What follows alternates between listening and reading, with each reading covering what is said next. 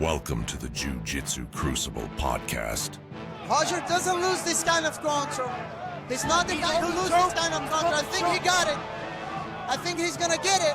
Buchecha on the choke here, really close to finishing. Excuse me, Roger on the close to Buchecha. Looks very He's gonna get it. Join us as we talk about competition, recreational training, business development, and all things Jiu Jitsu.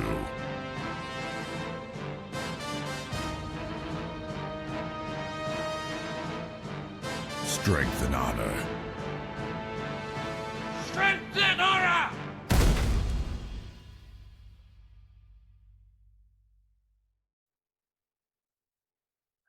All right, guys, welcome to the Jiu Jitsu Crucible podcast. I have been on a prolonged, unscheduled hiatus, but we're here to talk about what I dare say is a very, very important topic and impactful topic for the entire Brazilian Jiu-Jitsu community. And I have what in my mind is a very special guest, an individual who is uniquely positioned to offer some unique insights and hopefully provide a bit of an education to all of us. Here we have a longtime friend and student of mine, Lauren Goldstein. He is a Brazilian Jiu-Jitsu black belt. And Lauren has a long, I dare say, prolific career as an attorney. He has experience as a criminal defense attorney. He has experience as a prosecutor, and he also has taught law at the university degree. How are you doing today, Lauren? I'm good, thank you. How are you? Very good. Thanks for being with us. I'm going to go on a slight preamble here, and I want to emphasize for the duration of the podcast, I'm a father of girls. Lauren has a daughter who has a very, very long history. She started at my academy when she was very, very young. And we're here to talk about a very sensitive topic. And we're here as two men, two fathers, two black belts in the sport. There is nothing that should be misconstrued as legal advice or legal opinion or anything of that nature. This is just two longstanding friends that I believe have a deep love for the Brazilian Jiu-Jitsu community that is here to talk about a troubling trend and nothing beyond that. Do you have anything to add, Lauren? Nope, it's a good preamble. Okay. So as of late, there has been a lot of accusations in the Brazilian Jiu-Jitsu community, and we're going to talk with kind of the highest profile one yet out of Atos in San Diego. There's been some allegations made about co-founder of Atos and Atos owner Andre Galvão. One thing I want to say is I have absolutely no reason to think that Andre Galvão is guilty of said accusations. I have no reason to think he's innocent of the allegations. I just simply don't know. I believe that 99.9% of the Brazilian Jiu-Jitsu community really doesn't know. And this is kind of where I wanted to start the podcast and get your take on it. But before I ask you that direct question, Lauren, I was going to ask you a more generalized question that, at this point is 7-8 years old. And again, I don't know if that is exactly right. But when we had the beginning, Lauren, of the Me Too movement, how do you think that movement, whether it be right or wrong or indifferent, has impacted where we're at today? Well, the Me Too movement itself, I'm not entirely certain I understand the parameters of it. It's a sociological movement. It had clearly good intentions at the beginning, which is to say essentially more people have been abused than we knew about, than we were ready as a society to acknowledge. Having said that, almost every woman I ever met, including my wife, daughter, and sisters, they're all familiar with the types of environments that the victims and the others in the Me Too movement were talking about. So it was a light being shone on predatory behavior, for lack of a better word, with the simple words of, hey, that's happened to me too. And it sparked at its core a really good, a really important movement for everybody to acknowledge these things were happening, take accountability where that was appropriate, and hold others accountable where that was appropriate as well. Like everything else, secondary effects are unknown and unknowable. I know that as a rebound, some people became uncomfortable being in a room with, a male would be uncomfortable being in a room alone with a female for fear of accusation. And the female response to that is, well, don't do anything wrong. There won't be any false accusations. But we know that there are false accusations, just as we know that there are guilty people who get away with it. So it became a really complicated situation. I don't know that it really informs anything that we do, so long as we, both as jiu-jitsu practitioners and also people, follow sort of the golden rule, do unto others. In other words, don't be a predatory jerk, and you should be fine. The fear of wrongful accusation is legitimate, but is it enough to change your behavior? I don't know. It brings us to a topic that you talked about earlier, which is the concept of due process. While we talk about due process, because you just simply, given your profession, are going to have a much, much better definition and understanding of due process. So if you were going to explain it to me, and let's just pretend we're not going to exaggerate too much, but that I'm a simpleton, what does due process mean? Due process relates in the legal sense to the rules of natural justice, which is to say the right to an impartial tribunal, the right to be heard, the right to defend yourself, the right to know the accusations against you. These are very fundamental concepts that are, again, like most things, just practical, just things that we would think of on our own. But when we talk about the concept of due process, we're talking about it in a legal sense. And it's interesting we should start this conversation off with the Me Too movement, because back when I was in criminal defense, we had a conversation, myself and my partners, and we were talking about the different levels. So at a criminal accusation, both Canada and the United States, the level of persuasion is beyond a reasonable doubt. Okay, the trier of fact has to be convinced beyond a reasonable doubt. But in civil cases, it's just on a balance of probability. It's 50% plus one. In other words, I think you probably did it. That's good enough for a civil suit, not good enough for a criminal charge. But in the court of public opinion, what is the standard?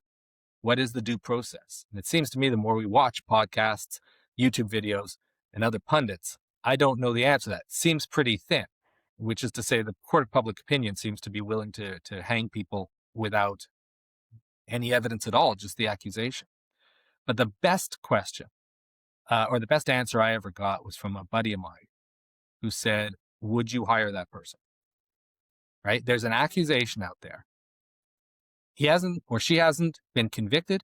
He or she hasn't been found culpable in a civil suit, but they apply to a job. Would you hire them? And that's not a legal due process question. That's hey, what do I want for myself and for my family? Yeah, because I think that it brings an interesting point with Galvin, like, again, whether you think he is guilty or innocent, I have virtually no opinion. He is absolutely guilty in the court of public opinion. So for me, no one's going to, for now, yes. Because he hasn't mounted his defense yet. And I've seen the court of public opinion go one way on somebody, then they mount their defense, and all of a sudden, the court of public opinion is swayed. But I interrupted you. Sorry. No worries. And I think, and again, I don't want to put you on the spot, but is there a widespread example that people might be able to relate to where someone was crucified in the court of public opinion and that got rolled back? I have, unfortunately, I'm having a brain fart at the moment. Okay, I'll give you one, but it wasn't big. It wasn't big at all. It caught my eye. So I can't say the public at large, but I'll give you an example coming from the Epstein files. I don't care about the Epstein files. I haven't been watching it at all. But I flip on the TV, and because it's everywhere, I see this guy, and he's sitting with somebody else. And there's a picture of him standing next to Epstein and two women. Both the women have their faces blacked out. Their images have been redacted. And I thought to myself, why is this guy on TV when he's clearly implicated in wrongdoing? They've blacked out that underage girl's face. Oh my God, what's wrong with him? So I turn up the volume, and he says, oh yeah, I met Epstein one time, and it was because my fiance, who's in this image, said we should go to a party. It was the first time I met him and the last time I met him. Was she underage? No. But whoever was doing the redactions, because there's millions of images and other texts, redacted her face. So she seems very guilty. She seems very innocent. He seems very, very guilty because he's standing next to Epstein with a woman whose face has been blacked out. And it's incontrovertible that he did absolutely nothing wrong, but his mere proximity was enough. So I don't know what the public outcry was. I don't take the temperature of the public. But to me, that was a perfect example of, within the span of 30 seconds, me as a member of the public convicting him, in my mind, only to listen to 30 seconds of discussion and go, perfectly innocent man. Terrible that he should have to go through this. Yeah. So when you have a guy like Galvan, who has been absolutely convicted in the court of public opinion, what is it in today's temperature or climate or culture? How and why do you think that happens? If you could add any insight to it. Well, I'm here as three things, right? Jiu-jitsu black belt, and lawyer, former defense, now prosecution, and father. And so I'll put on the third hat. The question is this: would you, as a father, send your daughter to a school where he is the head coach? Whether there have been charges, there have been no charges. Whether there's been a lawsuit, there's no lawsuit. But just knowing that there's the basest accusation, the mere accusation, would you put your girl in that school? Intellectually, we say, yes, there are cameras everywhere. I'll go there. I'll pick her up. But there's a protective instinct among fathers, and certainly among mothers, to say, I don't know. This is tricky. This is risky. I think that's the temperature, and that's always been the temperature. So if you could speculate, because I would assume Galvan, is getting some advice. I would assume he's spoken to a lawyer. I mean, my issue with Galvan is every mistake that he could make, in my mind, he's made. He's put out these statements that he's withdrawn. Him and his wife no longer have any control or employment at Atos. Somebody goes to the state attorney general, pulls all the documents. He's the sole executive on every entity. Like, anyone with a brain would have had that updated to show, several other officers and, not be the only officer. He hasn't mounted any defense. He hasn't employed a PR firm. There's been people, affiliates of his, that have reached out to him. He has not responded. If you were Galvan, could you speculate on, why do you think it's just been complete and utter radio silence? Because that's what I don't understand. See, it's interesting because I have absolute respect for you and for your knowledge, both in general and insider knowledge. I think he's actually handled it perfectly. I looked at the tweet where he said, I'm no longer running things, but he never said that he's no longer in an official legal capacity, because it's an LLC. Atos it's a limited liability corporation. So it isn't a question of him being able to simply pull his name off, nor should he, by the way, because there's a huge difference between running the schools and having your name as CEO. And I don't know what financial involvement he has, right? So I think him saying I'm stepping back is not misguided. It's not a lie. It's true, right? Just because your name's on as a director doesn't mean you are at the school. So I don't think that was a misstatement. I don't think him saying he's going to defend himself, which he has said, and that there are cameras in the school which will prove his innocence, which he has said, are misstatements. Which say they may be wrong. I don't know, but it wasn't wrong of him to mention them. That's how he is going to try and persuade those who can be persuaded of his innocence. He has framed this as a disgruntled employee, which is exactly what a spin doctor would do, and may be true. It may be a lie. It's hard to say because we have no evidence whatsoever. We simply have an allegation and a defense.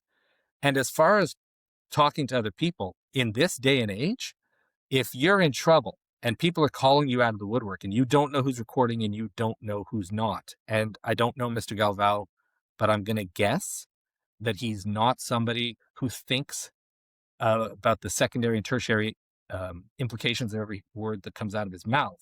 He's worried he's going to say the wrong thing. Or whoever's handling him is worried he's going to say the wrong thing, particularly if I'm not mistaken, there's a language barrier.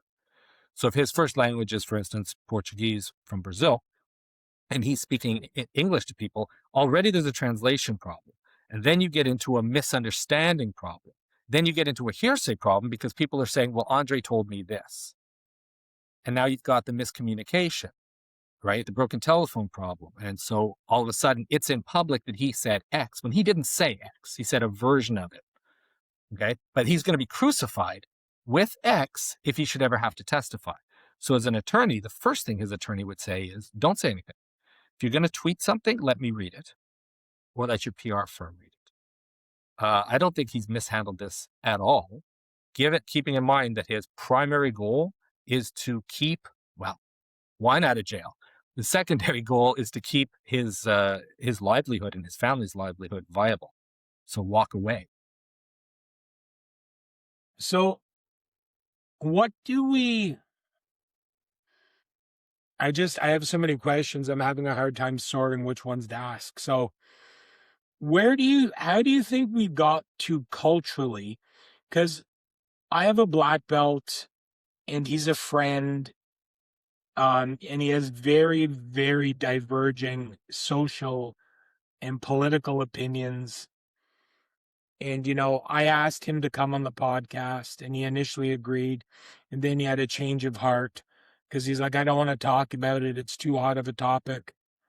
And he's like, Pat, you're a middle-aged white guy with a little bit of money. Like, there's no way you can talk about this or you're going to get crucified, because there's this mentality like every victim that speaks out must be believed.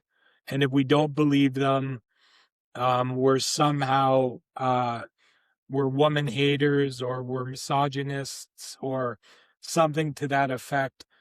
How would you address those kind of concerns or that, just that statement? Which statement? The believe all women or your friend who didn't want to come on because he's worried about being a white guy talking about these things? Yeah, like middle-aged white guys can't talk about issues like this, where it's often brought up of, members of the Nine or the Supreme Court. Who are they to decide, controversial issues involving women like abortion, for example? I mean, I think you're familiar with kind of those statements and arguments. Yeah. I mean, I watch way too much social media, and it seems to me it's mostly middle-aged white guys talking about what they can't talk about. And for that matter, other groups saying, you're going to be crucified if you talk about this, so I'm going to spend the next 6 weeks talking about nothing but this. It's a scare tactic. If you say something regrettable, you'll regret it. If you say something dumb, you'll be thought of as dumb. If you say something offensive, people will be offended. And it's possible you say something completely neutral, and people will still be offended. But if you are careful in your words, which is the problem, if you're careful in your words, everything you say will be defensible. The problem is people get on and they go for shock. They don't go for thought out opinions or thought out statements. And therefore they can't defend what they say, or their statements are misconstrued and sometimes misedited. But that's not going to happen in a situation like this. So I'm not sure why your friend is nervous, except that he's nervous about saying the wrong thing. Fair enough. Maybe we should restrict podcasts to people who think about the words that they're going to say. I have yet to see any evidence of that, but that would be a great rule. So what would you say to the people? I like to call them virtue signalers. I hope people don't think that's stupid, but that we must believe all victims verbatim, full stop. We have to. Well, again, it comes down to a question of a form of empathy. Okay, so take any situation out of the headlines and put it into your life. If you were approached by someone, God forbid, in your family, and they made an allegation, would you want to presumptively believe them? Yeah, of course. Would you want them to be presumptively believed? You don't know. You weren't there, but there are people that you would want to be presumptively believed. So anyone who says we have to believe no matter what, even in the face of evidence to the contrary, that's a silly opinion to be dismissed out of hand. But we have to presumptively believe or give the benefit of the doubt is something that we can do and we would expect for our families in our lives. But it's different when you walk into a court. In a court, the benefit of the presumption goes to the accused, and that's because of the power of the state. But in our personal lives, we would expect people to give us the presumption of belief. Why wouldn't we offer it to others? Again, not irrebuttable. Rebuttable, of course. So why do you think, because in my humble opinion, Galvin has been absolutely convicted in the court of public opinion. Why do you think that is? Well, I don't know. I haven't seen that, but I'm not searching it as much as you are. It's not one of the topics that my Twitter defaults to. I did a quick little bit of looking this morning because I knew I was coming on the podcast. So I haven't seen the degree of, let's call it, social media conviction. You use the term, but if I'm going to opine, assuming what you're saying is correct, and I always do because you're almost always correct, if he's been convicted in the court of public opinion, it's because of two reasons. One, people who genuinely simply believe, fine. And two, those who don't but want to appear to, either for personal reasons or for business reasons. They know that they're, let's say, a school owner or a participant, they're more likely to retain students or come out on the other side of this clean if they condemn, ab initio from the beginning. So I don't know why the public does what the public does, and I don't concern myself with that. I don't have a better answer than that. Okay. So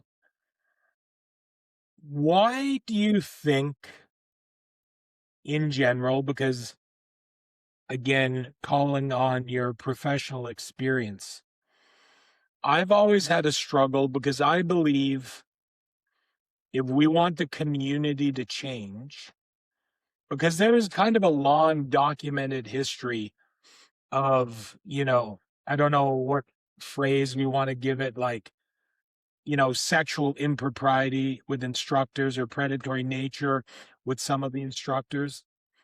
And then, this goes to a much broader topic. So, you teach law, or you have taught law. Do you believe in that setting, say a professional post-secondary education? I don't know, so I'm asking you, is it disallowed within the confines, do you think, of most universities that professors are or are not allowed to date students?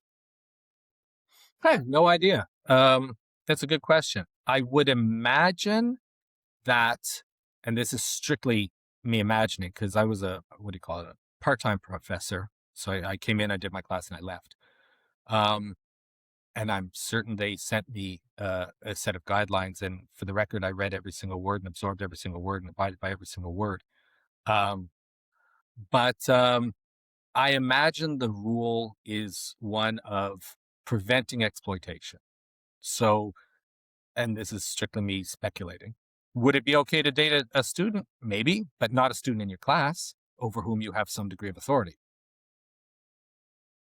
So, because this has been brought up, and I have owned many schools, and anybody that's worked for me and as you know, there's a lot of people that have worked for me over the years. I always had a very strict no dating rule. And for whatever reason, the vast majority of time, it was adhered to. And there are several cases where it was not adhered to. I can say I've never had any romantic exchange with anyone that has been a student at an academy that I've owned.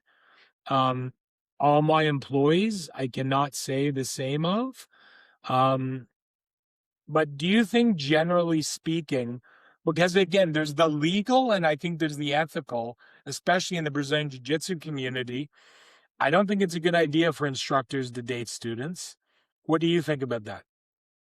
I think that it is impossible to regulate.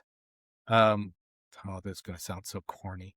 So I'm going to retract it as soon as I say it. It's impossible to regulate romance.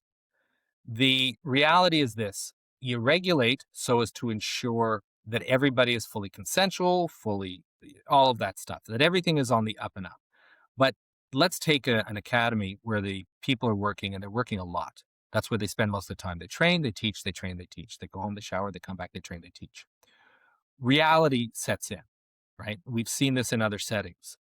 We've seen this in the workplace a lot. When somebody's at the workplace a lot, where are they going to meet potential suitors and potential mates, right? You're going to meet, when you're a student, you're going to meet them at school. When you're a worker, you're going to meet them at work. When you're if you're working at a school in jiu-jitsu, that's where you're going to meet them. That's the reality.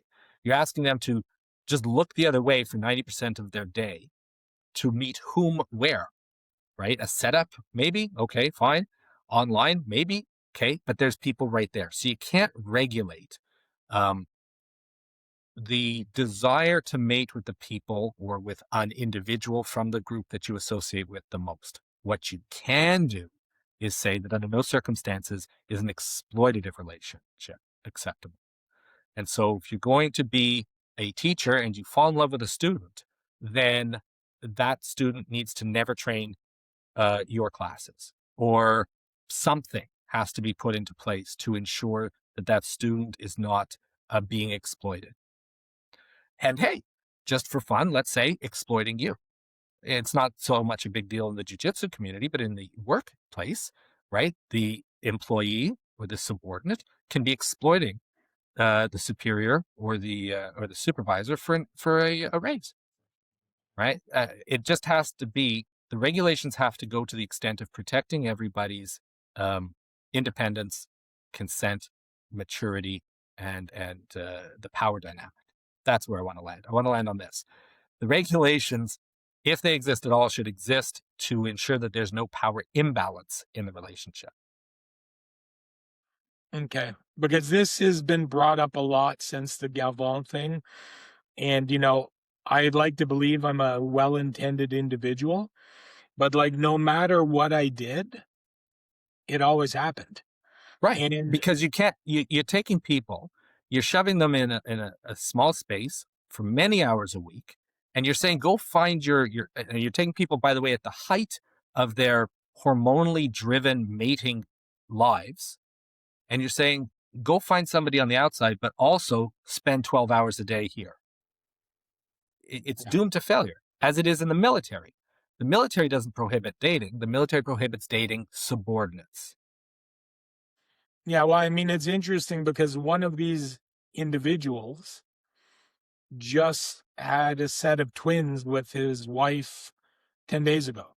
And he met his wife in my organization, via a forbidden relationship. And now they're married with 3 kids. So it's like, it's tough. And I mean, this again, it's my frustration with the social media community, because again, you just get all these people up there espousing absolutes with such apparent confidence. And I know it's just, again, my default phrase is virtue signaling, but it's just, there's a difference between theory and reality. And that chasm sometimes is pretty large. I often say, God grant me the confidence of the ignorant. Yeah. The people Okay. who will just go on to form an opinion after one line, and they'll be absolutely certain that they're correct. Because and not ignorant in the pejorative sense, but ignorant in they lack information in respect of the actual nuances of the case itself. But that doesn't stop them from forming an opinion. That's your First Amendment at work. And it's a blessing, and this is its curse. So for me, again, I have a habit sometimes of thinking things are so unimaginably black and white or cut and dry. And every time that there are one of these stories or accusations again of sexual abuse, I am just dumbfounded with why people are just running to the authorities, because in my mind, Sorry, or not? that they are not running directly to the authorities. Because in my mind, let's just say somebody like Galvin was accused of this and they were guilty and they did get arrested and were assigned a very punitive jail sentence. That would seem to be a step in the right direction. But from your point of view in your legal line of work, can you speak to, from what you understand, the apprehension be of so many people to report these cases? Yes, unfortunately, I can. I've spoken to, I cannot tell you the number of victims of sexual assault. By the time they got to me, either as defense or as prosecutor, they'd already made the decision. But speaking to them gave me insight to those who made the decision not to. And one of the biggest mistakes I think that we made in the legal profession was condemning those who chose not to. I am of the view that if you witness a crime, or if you are the victim of crime, you should report it. Okay? It's real easy for me to say that. It's less easy when you're actually the victim and you understand. Let's pause for a second. Guy holds you up, punches you, whatever. It is what it is. Okay. When you're talking about sexual assault, you're talking about the single most personal, private, intimate act that was possible and the single most devastatingly destructive removal of, for lack of a better word, power, autonomy. Okay. Now, as part of the reporting process, you have to go tell that to a complete stranger. That's difficult, very difficult. It should be done. Let's be absolutely clear about that. But if you cannot understand the difficulty of the person who has to go do it, then you should definitely triple check your empathy meter. But wait, it goes on. Once you've made that report to a complete stranger who asks you then insanely personal questions that, by the way, if I asked you in real life, the kind of detail that they ask of these victims, you'd punch me in the head and I would deserve it. So they ask all these incredibly personal questions, and then you know that you're going to be cross-examined. So while I think everybody should report crimes 100% and always, if for no other reason, to prevent predators from doing it again, you have to acknowledge the bravery of the people doing it, because you have to understand the difficulty of doing it. Yeah, I'm not sure if that answers your questions, but Yeah. Let me put it this way. I'll make it real simple. The most embarrassing thing that has ever happened to you or will ever happen to you, would you be apprehensive about telling that to the world? And by the way, having a guy like me cross-examine you on it? I'd be apprehensive. I would do it, and I'm encouraging all victims of crime to report. But boy, I can understand the apprehension. So, do you think, as a community that is struggling with this, are there kind of any, and I'm struggling for the verbiage, but are there any incentives or any mechanisms that you think that could be put in place by schools or instructors, that if there is this level of heinous impropriety, that I would, if there was anything I could do to rid our industry of it, I would, and I would encourage everybody to do it. That's why I'm asking you, especially with your legal experience, how would you frame it to a victim to help them make the right decision? So your question started down a path of prevention, but it ended at a question of reporting. Yeah, so sure, because I think, and I'll clear that up, that's my mistake, because I believe that these things might be happening, and I think that's more of potentially a crisis of culture within the community. And then I think that when it does happen, there has to be a process in which that we're hopefully preventing it from happening again. All right, so let's just not catastrophize. There's a lawyer in Ottawa who's going to jail because he was sexually exploiting his client. So and he's a lawyer, graduated, knows the law, knows exactly what he was doing, thought he could get away with it, didn't get away with it. He had chosen a particularly vulnerable victim, presumably, and this is my presumption, because he thought she would not tell. So sexual exploitation occurs, and going back to your first question about the Me Too movement, sexual exploitation occurs everywhere. Where you have, it occurs, I'm going to stop. It occurs everywhere. Okay, so it's not unique to the jiu-jitsu community. What had historically been unique to the jiu-jitsu community was this sort of cult-like environment in certain schools. And I'll pause here to say one of the things that I always loved about being from a Renzo school was that there were always kids running around. It was family, it felt very much like you were joining the Gracie family when you did it. And then Renzo would come down, he would tell stories. And like I said, there would be kids, there would be women. There's always women in classes. There are sometimes women classes over there, but it's so familial from my perspective. That may or may not, that's just my observation, that I particularly liked that aspect of it. Okay, so how to prevent it is like anything else. You stop treating jiu-jitsu like it's not a business. You treat it like it is a business. If you're running a school, you consult with a lawyer when you're setting up the articles of incorporation. Well, set one up or speak to an HR firm or something about rules. Instruct your instructors. Instruct your instructors on a regular basis. Post the rules. Let everybody know what the rules are. Have the cameras in place, obviously, but only in places where they're allowed to be, so not in change rooms. And take a zero tolerance policy. Treat it like any other business. Expect your instructors, who are often just very talented students, to behave like professionals. The minute the jiu-jitsu community holds itself to a higher standard, it will achieve that standard most of the time. In fact, most of the time it already does.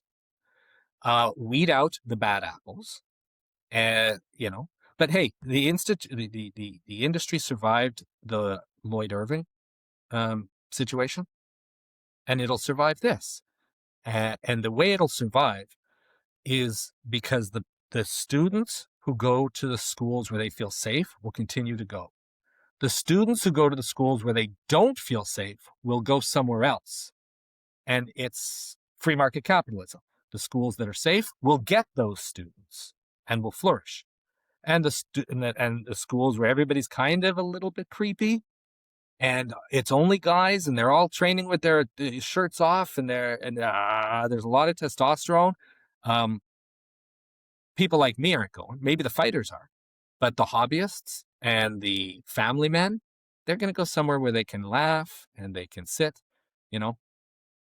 Listen, I'll tell you on another topic that's sort of related to this about positive environments. Right now, there's a lot of talk about a men's mental health crisis, right? Men aren't expressing their feelings. They don't really have anywhere to go to talk about how they're feeling, how they're dealing with the world, emotional, et cetera, et cetera. When you're sitting in a positive environment and you see a bunch of guys sitting on the wall, some of them with salt and pepper hair, some of them with gray hair, some of them young, and they're all talking about what's going on in their lives, the good and the bad, and they're leaning on each other. That's mental health right there. That's a mental health community right there. So there's an incredible amount of positive stuff that comes out of a good school, just as there's a tremendous amount of negative stuff that comes out of a bad school. And I firmly believe that if you're a good school owner, that will make itself known. So what would you say to the people that think the hierarchical kind of approach jiu-jitsu has, where you've got the professors or the masters, depending on the school, and you have this hierarchy structure? Again, I think a lot of these virtue signalers online want to sensationalize how terrible and antiquated that is, and that is one of the root causes of this wave of impropriety that we see. What would you say to that? I'd say that know your business. Okay. The hierarchy is necessary. It is a hierarchical system. The black belts should know more than the browns, should know more than the purples, should know more than the blues, should know more than the whites. The safety of the students is predicated on an understanding that there is a hierarchy. And similarly, if the white belts want to become blue belts, then when being taught jiu-jitsu by a purple or brown or black, they should shut up and listen, right? This is the technique. Shut up and listen. Don't question the technique. Okay. But at the end, when everybody bows out and it's over, the hierarchy's gone. Now it's a service industry. So it's hierarchical from the warm-ups to the bow out. But before that and after that, it's a business. And that means it's a service industry. And if you want my money, you'll give me good service. That doesn't mean telling me what to do. It tells me you get to tell me where I put my boots in the winter, right? You tell me where the changing room is, and you tell me what time to show up. But that's the end of the hierarchy. In fact, the best schools I know are the ones where after the class ends, sometimes the very young instructors turn to their students who are older and ask for life advice. So the hierarchy flips because the hierarchy is necessary from the warm-ups to the bow-outs, but that's it. And I think that goes back to the culture, because it's one thing Absolutely. I would tell people. I think you're a good example. We've traveled together. We've been to the Middle East together. We had a crazy weekend one time in Vegas together. I have no idea what you're talking about.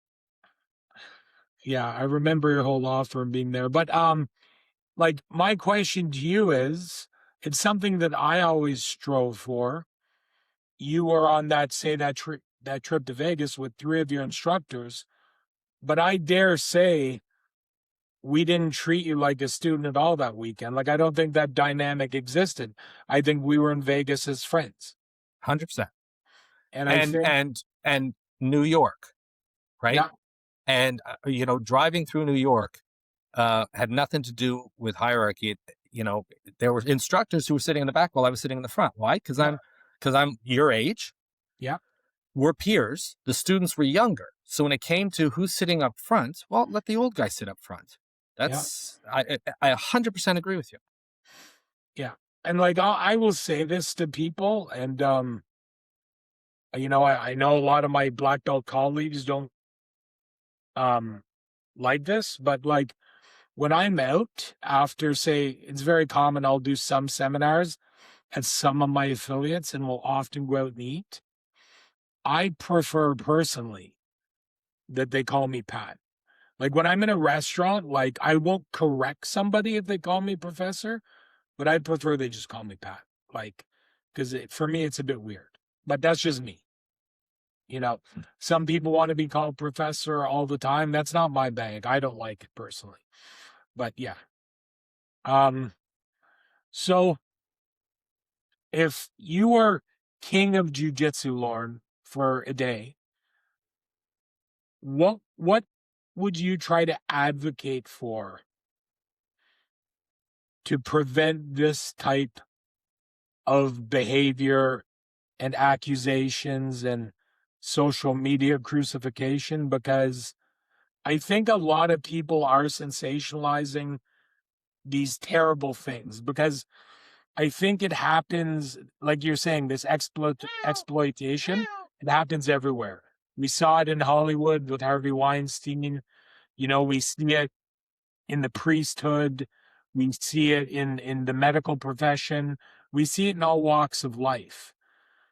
Do you have any suggestions for people that are exasperated moving forward to deal with some of these things? So I'm going to carve out the social media part because that was part of your question, but King of Jiu Jitsu won't have any impact on that. The social media is it's going to do what it's going to do. Yeah.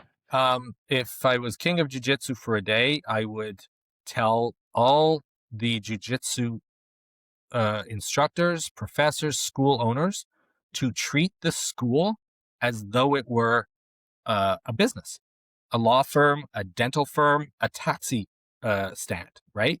You treat your employees with respect. You treat your clients, patients, students with respect. You demand respect of them, and you keep things not necessarily formal. Informal is great because that's where the conversations happen. That's where the emotional support happens. That's where the contact and the asking about families. I mean, informal is crucial, but always in that respectful environment. The problems happen when you don't treat it like a business, you treat it like a cult, right? Where and I can understand why it happens, right? When you're on the mats and you're rolling with somebody, they are literally holding your life in their hands. If you're a young person, like this woman was in the Atos case, or Atos, she wanted to be a competitor. In order to do that, she needed to stay with the team. In order to do that, she needed the favor of the leader of the team, right? It's the exact same situation as we saw with Lloyd Irving early on. The treat jiu-jitsu like a martial art business. The students shouldn't treat it like a cult. They should treat it like a service, learning guitar. I'm sitting with the greatest guitar player in the world, okay? The Pat Cooligan, the Renzo Gracie of guitar. Teach me how to play. There's no exploitation. Teach me how to play. And I would tell people, jiu-jitsu is like anything else. It's more fun than anything else. But if it's going to be your business, then it's a business. Treat it like a business. So I had a bunch of questions about this. So if you're a black belt or you're a school owner or like you're one of the many instructors that you know personally that ends up having a relationship with somebody and they're a student and it was done 100% consensually. There was no conversion. There was no displaced power dynamics. How would you go about having that type of relationship and ensuring that if you're in a legitimate relationship for an extended period of time and it kind of goes sideways, that you're not getting blowback a couple years down the road as a predator? Well, that is the sort of post Me Too question, right? Up until that last sentence, the answer would have been you handle the relationship openly, on the up and up. You don't make secrets of it. You don't hide. Lies beget lies. If you're in a relationship and everybody's an adult and everybody's compos mentis and everybody's consenting, then there's no reason to hide it. If it's non-exploitative, then it's not, in theory, in violation of any kind of human resources policies. So hold it on the up and up. How do you guard yourself against future allegations of misconduct? Well, if they're founded, then don't do bad things. If they're unfounded, then nobody is safe. Simply nobody is safe from wrongful accusations. Now, does the question suggest that there's going to be improper, that there's going to be a lot of wrongful accusations?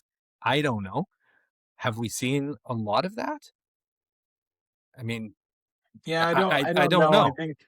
I think that's subjective.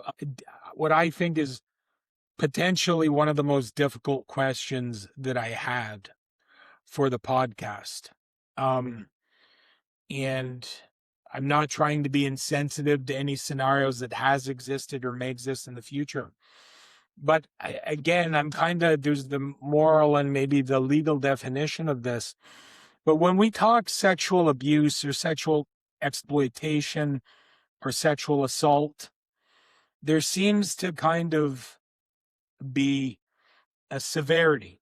And in saying so, I think that a lot of this, you get, say, a meek guy or girl, and maybe he asks one out for a coffee or to go see a movie, his intent, sometimes I think that is construed as maybe sexual harassment. Then at the other end of the spectrum, like we have full on, rape. And there seems to be a whole ton of stuff in the middle, from unwanted touching to, there's just a gamut. So in terms of like severity, because I think, again, we live in this world of polarization, or what I think is a very, very polarized world. Again, I believe if there's a little bit of impropriety, it's not the same as, I don't even think it's remotely the same as raping a woman. And I don't think any of it is really tolerable. But, I do think it's different. And I think, again, I live in a complete echo chamber for jiu-jitsu. And like, no, it's all wrong. It's all predatory. But I don't think the lower end of the spectrum, while maybe unasked for, completely inappropriate, we have to stomp it out. To my knowledge yet, there's no allegations of rape versus Mr. Gavin, where we have these high-profile cases of East Coast jiu-jitsu teams, one in the nation's capital, one in Miami, where it was full-on rape. And I'm not saying this issue in San Diego is any less severe. I'm not trying to minimize it in comparison, but I do think it's different. What do you think? Are you asking me a specific question or just opine at large on this? Just kind of unpack that on large, if you will. Because again, I think it's all terrible, but I think, it all needs to be dealt with. But again, I think it's different.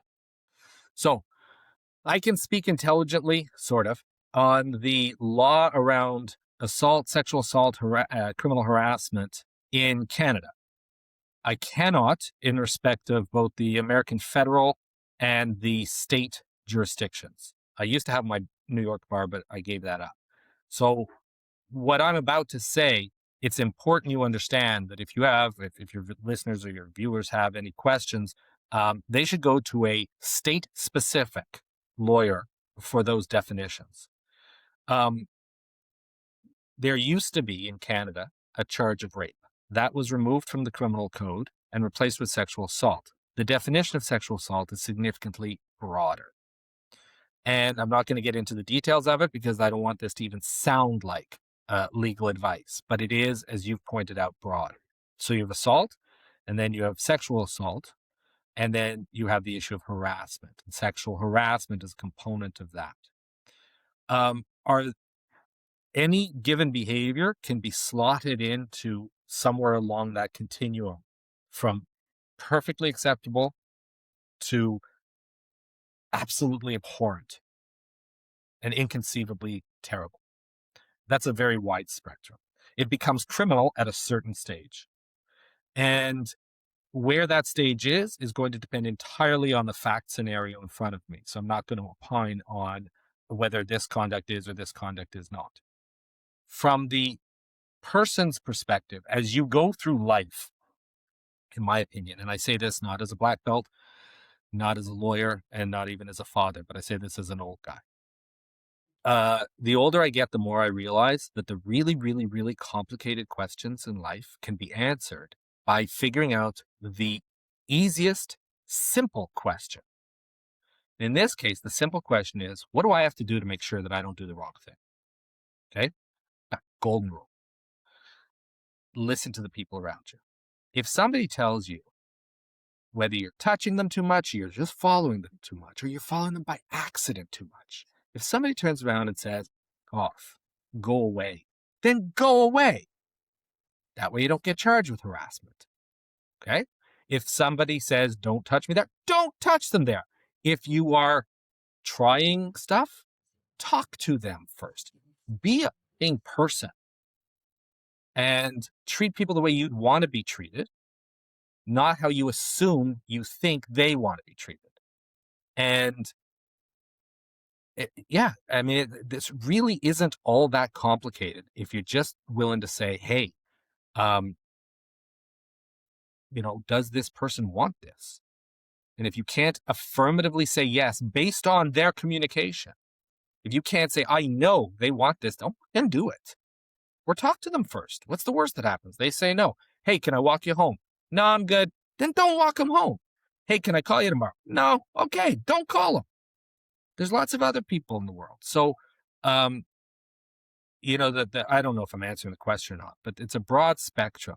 And if you're trying to navigate your own conduct, which I think is where the question was going, maybe I'm wrong, but if you're trying to navigate your conduct, do so predicated on the notion that you shouldn't be a jerk and other people have a right to tell you to go F off.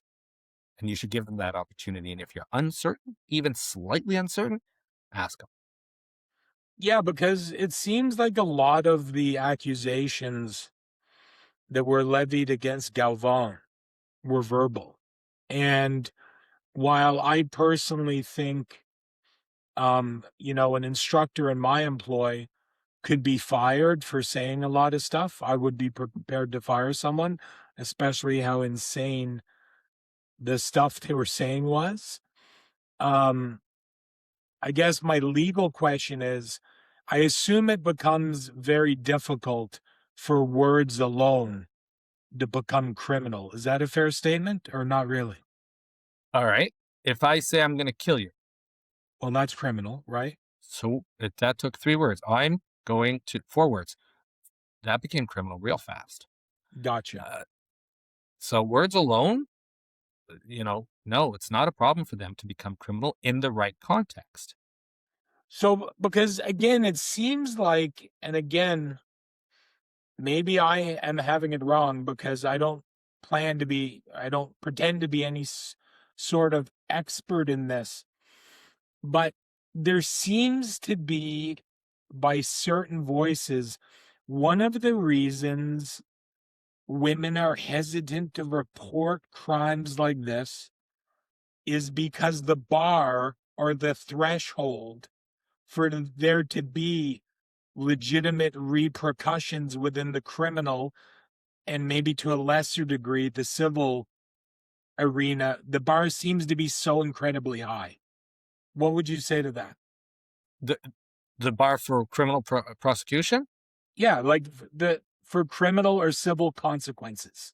Well, consequences and prosecution are 2 different things, because in order for the police to lay the charge, yes, they need a reasonable and probable ground to believe that an offense has occurred, and that's here, right? In order for a prosecution to be continued after it's been reviewed by a prosecutor, they need a reasonable prospect of conviction. That's here, okay? In order to get a conviction, and that's where the consequences come in, it needs to be beyond a reasonable doubt. That's here. So starting a prosecution, that happens if the police, assuming they're acting properly, get reasonable and probable grounds. That's real. That's a low bar. If I walk over to a police officer and I say, Pat threatened to kill me, they will open an investigation. No question about it.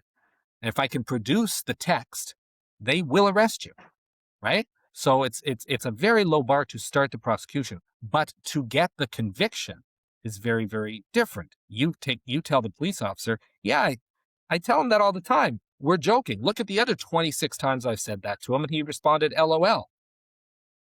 Right? Yeah, there seems to be this, again, there seems to be this mentality that in this, like, say the inappropriate touching or the inappropriate verbal exchanges, that so much of the time is a he said, she said scenario. Right. So that's why it's such a high bar for there to be consequences. Like, it's not like a rape. There's not fluid exchange. There's not, DNA to... Well, but even then, If he says it was consensual and she says it wasn't, there's a reason why there are acquittals in sexual assault. And they literally call them he said, she says. Because if she says that he raped me and she produces all of this evidence and he says it was consensual, the judge has to decide. And the tools that we give judges to decide are very limited, right? Because the judge not only has to prefer, well, they don't have to prefer. That's actually a wrong statement of law. They have to find that that all the elements of the offense have been made out beyond a reasonable doubt, and not simply prefer her version over his. If it's simply I like her version better, but I can't figure out why I don't like his, that man has to be acquitted. Has to be. That's the law. Okay? So it is tough. And by the way, it is tough for a reason. Because, and the old expression goes, what is it? It's better 100 guilty men go free than one innocent man go to jail. Right? We have people in custody right now. We certainly have a history of wrongful convictions in the States and in Canada. Right? Hurricane Carter is the most famous one in the United States. Made a movie out of it. Great movie. Okay? So it has to be a high bar before you take away somebody's liberty, but not an impossible bar. None of that changes, however. When you say consequence, I've interpreted that as penal consequence, but there's other consequences. There's business consequences. If Galvão or somebody else accused of something calls you up and says, hey, Pat, you want to do business with me? You're going to say, I was, but then I found out this, so now I'm not. That's a consequence, right? So there are non-penal consequences that flow, and they flow much easier. Is that right or wrong? I don't know. So, given your understanding of the situation, and I know you said you're not scope locked on it, you're not focused on it, do you have any thoughts at large about it? Well, legal thoughts? No, not really. He's going to have video that's going to show that they rolled, but she's going to say, yeah, and while we were rolling, he was grunting and moaning. That's not going to show up on video. So do we believe her? Do we believe him? Doesn't matter what we believe. Do the police believe her? Let's say the police do believe her. Do the police and the prosecutor think that that's enough to convince a jury of 12 peers? Not only that he did it, which is a factual finding, but that it was wrong because it happened a number of times and she asked him to stop or whatever. So I don't know. I read these indictments all the time, all the famous ones at least, and in the States. And I'm like, seems like a really solid case. And then you see the defense get mounted and you go like, ooh, that case has problems. I will say, but let me ask you this. Let me flip it to you. A woman walks up to you in one of your schools and says, Pat, so-and-so, every time we roll, he like cops a feel. Like I know, right? I know what grappling is. I know what it means to hold cross side. And I know that when you go, knee over belly in order to get full mount, man, you're close, you're smushing. So I expect that. But this isn't that. This is when he's behind me and he's got the gi, his hand slips down and cups my boob, right? And he's doing it all the time. He didn't do it once. He does it all the time. And by the way, he makes moaning sounds when I roll with him. Okay. He thinks it's funny. I think it's creepy. And I've told him to stop, but he doesn't stop. Okay. Now, I'm not saying any of these have happened. I'm not saying these are in the Galvão case. I'm trying to put this into a reality situation for you. Somebody comes up to you. What do you do? Well, the first thing I would do in that scenario is I would ask the instructors if they saw anything. That's number one. I'd want to know if any other of the women had a similar experience. Then I'm going to have a conversation with the individual. I'm going to explain the accusations. And then at the very, very bare minimum, they will be told that they're never to train together again, and I'd have to gather the facts and I'd have to make a decision, based on what I basically found, the feedback I got from all the other students and the instructors. And I mean, if there was any type of pattern of what I thought was serious evidence, I'd get rid of them. Would I get rid of them out of hand? predicated on that one conversation, I would not. I would ensure that they never roll together again. And I would tell that woman it's her responsibility never to roll with him again. I would make sure that he never attempts to roll with her again. And that would kind of be step one. So that is I think, without being a human resources person, that strikes me as the perfect approach. But let me add something to it. Okay. Now it turns out that the person being accused of that is the coach of the competition team. And the person making the complaint wants to advance in the competition team, wants to travel with the competition team. What now? Probably in that instance, I would handle it the exact same way. And I would tell her that I would step in as a proxy for him on the competitive level. And I would be the conduit to fulfill what she needs in the competition outlet. But it would still be a no fly for him and her. So what you're describing now is a zero tolerance, hands-on, take them seriously approach. Do you, just by virtue of this conversation, did you fall into the everyone must be believed? Or did you take a responsible? Well, I won't No, lead I you. didn't, but I also give myself 50-50 odds that I will be, whether it be publicly crucified or silently crucified by even some people in my own organization for the position I just reiterated to you over the last 90 seconds. I don't see, there are absolutists. Okay, fine. I don't think absolutists should ever be listened to. But what I'm saying is I believe Galvin, right, wrong, or indifferent, has been the victim of a ton of absolutists. Right. And I know people in my organization that would have taken that scenario. They would not have batted an eye and they would have ejected that guy from the school. Where I'm thinking, that's nuts. And then the next thing I'm thinking, if this guy's well-to-do, am I going to end up getting sued? That's the way I look at it.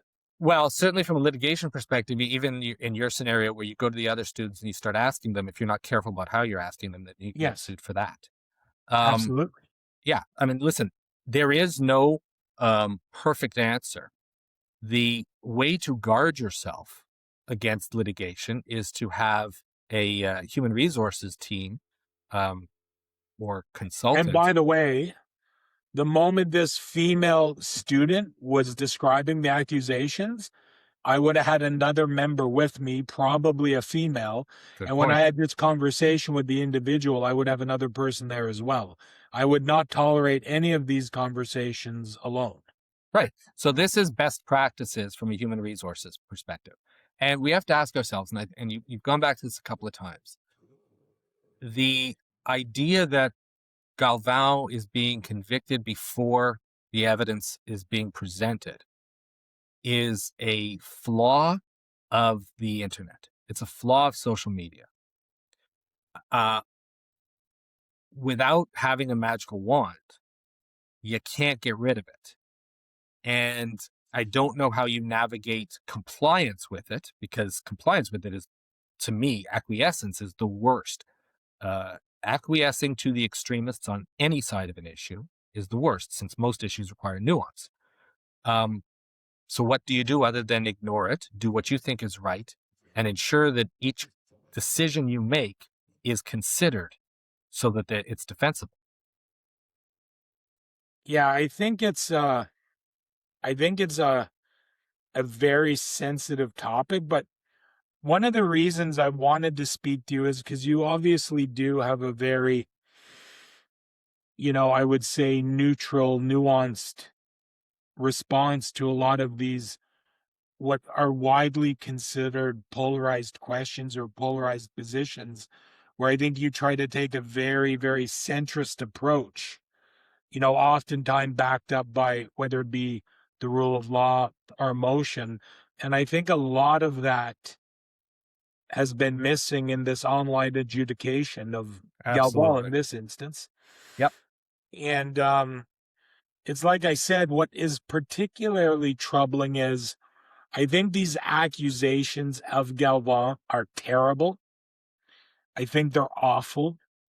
They're not rape. We've seen large scale teams on the East Coast where they are irrefutably, they are a matter of public record. So that's not my opinion, full on rape. And these are, one is several years behind us and one is a year or two in Miami. And these teams, it was a speed bump. There's no lasting consequence. We have yet to see what's going to come out of this. There's apparently a police report. I don't know if the police report was redacted, but I looked for it to have for the purpose of the podcast, and I couldn't get it. I don't know if the issue was because she was a minor, but that's going to be available in time through the Public of Information Act. Again, it might be redacted because of her age, but I think would have a lot of the accusations. But it's just, I'm trying to provide some very broad framework for a way forward to avoid people being put in this position. And I know it probably sounds somewhat disingenuous, but it's just, to me, it's common sense. If people just act in good faith, That's where I was going. Yes. we just have to have a common sense approach of it. But it's like, I know this, again, there's a level of ambiguity to this question I'm going to ask you, but I was wondering if you could try to lay out a framework for how damaging it potentially is for the industry, for the people that have 100% adjudicated him as guilty, for all the virtue singlers that are posting all these memes and these short stories. Because as I was telling you before offline, I know guys that have been predatory in their nature, dating. I know organizations that are putting out amazing graphics with all the right things and all the right catchphrases, but half of that said organization is staffed by illegal aliens. I know a guy that blew up his marriage and his kids to date one of his students, and he's posting all this stuff. And it's just so terrible from that virtual signaling perspective, because I know what I'm saying is true and factual. And it's like, I know these people love jujitsu, and I know they think they're doing the right thing. I just think they're making it all worse. What do you think? Well, I take the position, not just in this area, but anytime people Well, are yeah. offering an opinion on a legal case while the legal case is still being adjudicated, then they are fools, right? Because they don't know what all the evidence is. They don't know what the defense is. They are working off of tweets and hearsay. And I'm watching this play out in real time with other issues that I'm not going to even mention because I don't want to get sidetracked. But if you have a case that is before the court, my opinion is, and it's not, I'm not trying to silence people, right? You have a right to say whatever you want. You have a right to shout it as loud as you want. But what's the point? You're speaking for yourself. It's verbal masturbation. Wait until the evidence is heard. Wait until the judge has heard it, and then the appeal court has heard it. And then form an opinion. Not necessarily their opinion. There's lots of decisions I've read that I've thought, now you kind of missed it on that one. And that's So, not... Lauren, I think you're right. And in this vein, Yeah. we think exactly alike. But I think those same people are just going to babble that you're complicit in this behavior because you won't publicly condemn them. What do you say to that? I say public condemnation prior to conviction is a witch hunt. And sometimes you get the witch and sometimes you don't. But the whole reason we have a jury system is so that we don't have a mob hunting people down. Because the mob may get it right a lot of the time, but they'll get it wrong sometimes. And sometimes when they get it wrong, it'll be you in the noose. Okay? If you believe in anything at all, it's that the legal system is designed to protect everybody. And sometimes it protects the wrong people. But it's designed to protect everybody, and it has to be believed in. Now, you can have any opinion you want. You can virtue signal all you want. If you were talking about blowback, okay? We've seen in the political sphere where people are incredibly anti-whatever, and then it turns out, we've seen, I can't remember his name, he was a prosecutor on the East Coast. I want to say Southern District, but I could be wrong on that. And he made a life out of going after vice, after going after prostitutes. And they got caught with some, right? The irony was fantastic. So if you're a virtue signaler, you know, fine, do it. Call hook kavod, fill your boots. But one, I don't care, because if you're saying all the right things, but you're not offering any nuance, you're not interesting to me. And there is a decent chance that the louder you virtue signal, the more likely you are you've got something that you're trying to distract from. Because colloquially, it's the ones who scream, "I'm innocent," the loudest, for no reason, not after they've been accused, but before they've been accused, that are guilty. Yeah, and I think, inevitably there's some truth to the squeaky wheel gets the oil, because I'm of the opinion that the vast majority of Brazilian Jiu-Jitsu instructors are good, well-intended people. Now, am I a Jiu-Jitsu instructor? Yes. Am I biased in that opinion? Sure. I think the priesthood is the same. However, our attention are drawn to the pedophiles.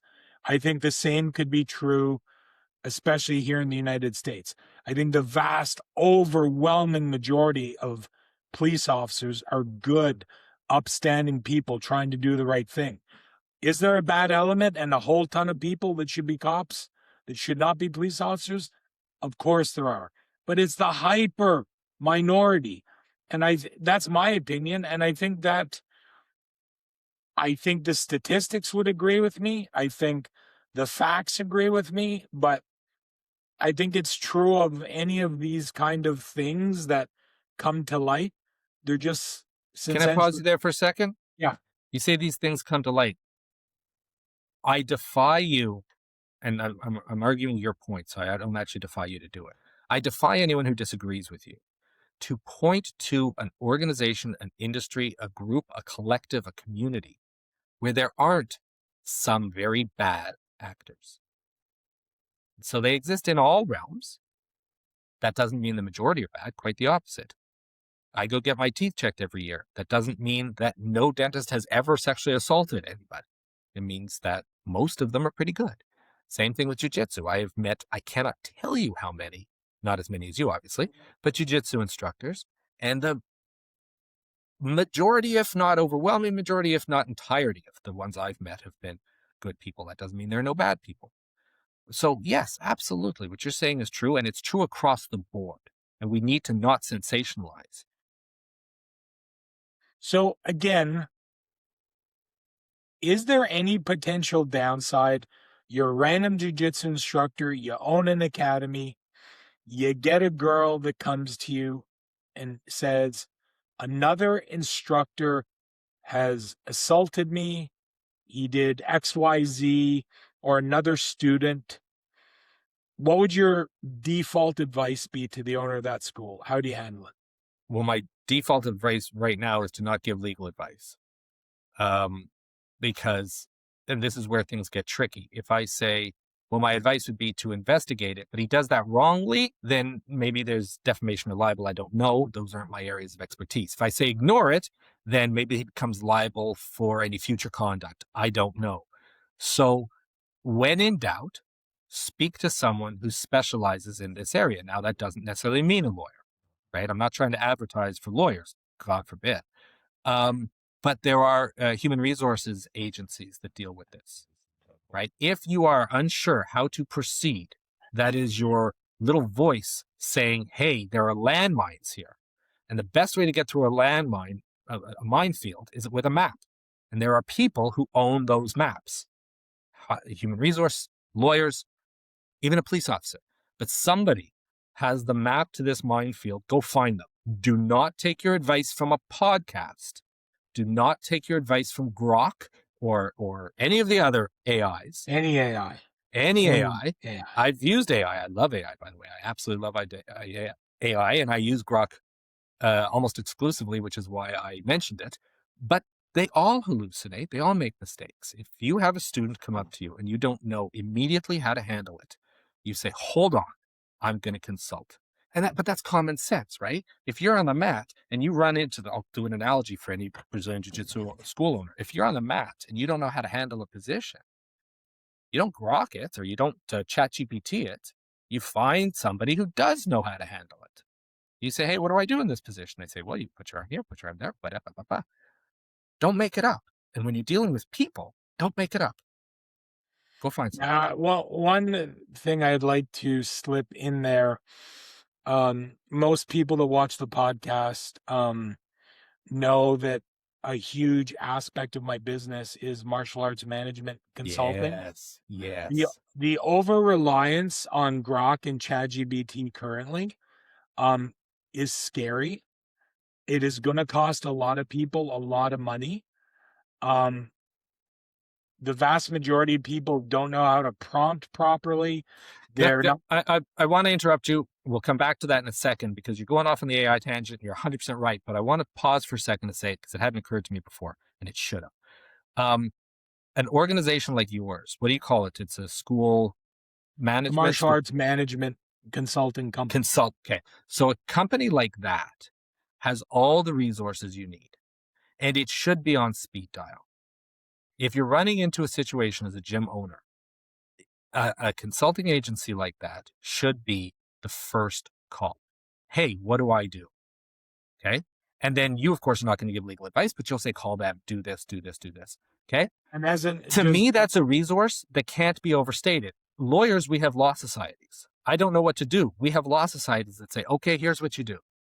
Okay. We don't make it up on our own. We can't make it up on our own. And no, every association, every sports association has that sort of thing. So if you're a gym owner and you're not a member of some kind of a safety net, you need to get there. It's a business and your liability, your livelihood is on the line. How dare you not have a safety net? But I interrupted. You were talking AI.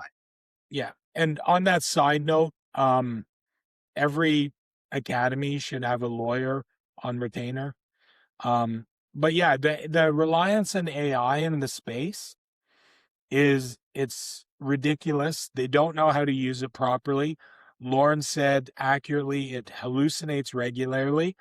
And this is too grave of a topic, in my opinion, to leave to AI. But yeah.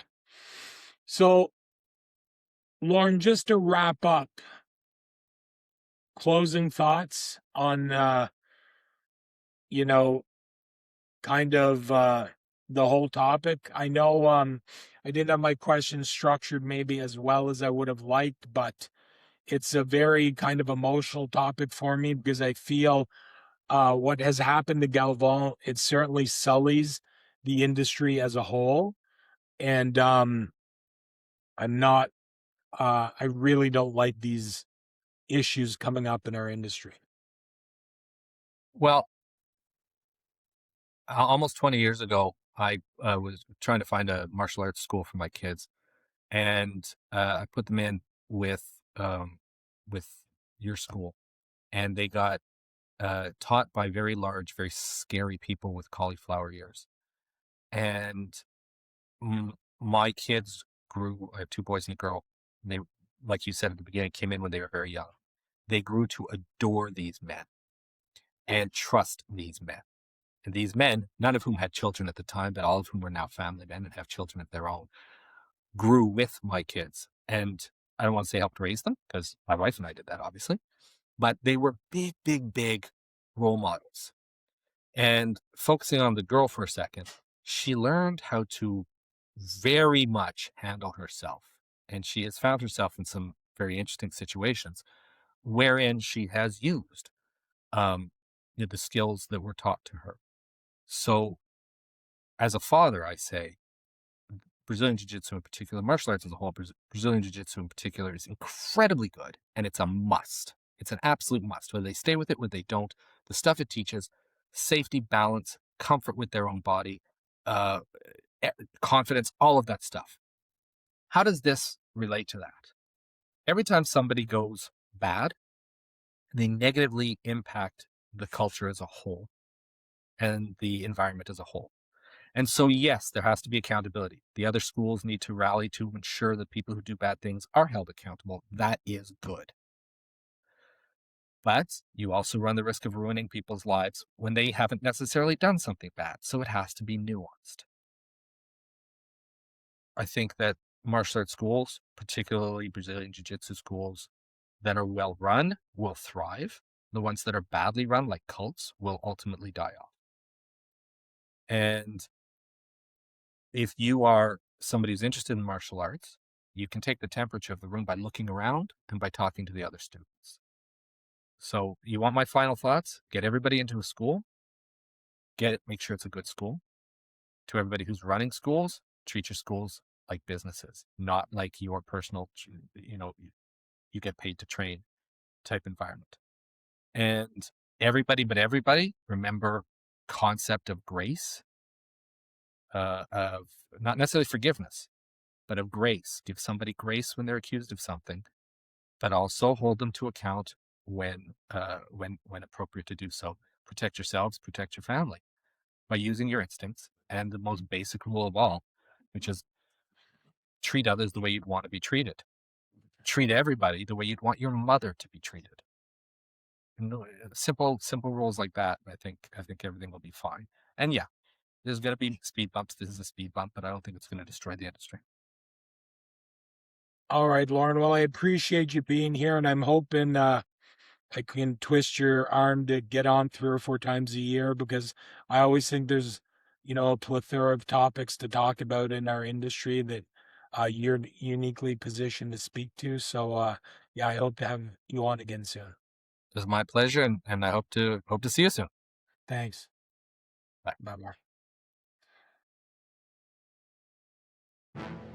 You've been listening to the Jiu-Jitsu Crucible podcast.